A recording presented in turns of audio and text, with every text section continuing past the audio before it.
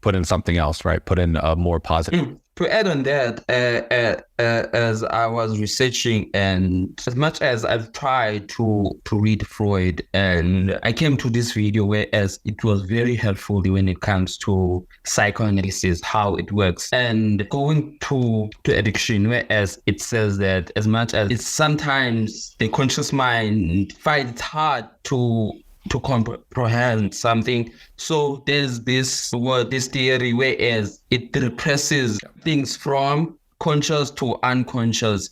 And it is I found it very interesting because as you said that sometimes we want, as men, we want to be in control. That's how we define our own masculinity, how to define how as men we are, and it is very interesting actually. And again, I just want to say thank you so much. Thank you so much for being here. Thank you so much for just sharing your knowledge and being able to tell us your story.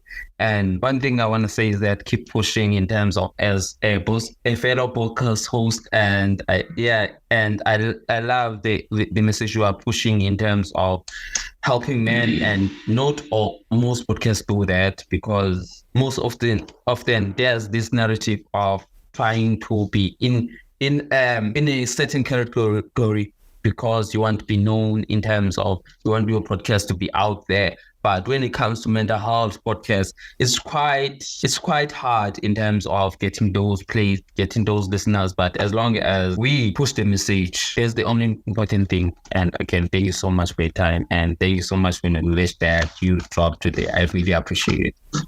Yeah, thank you. I had a great time on the show, and I think you're out there spreading a good message to people. And yeah, it is hard because it's not linear, and it's not based on power and control. It's based on healing and being open. And I think that's hard, but I think it's the long-term gain.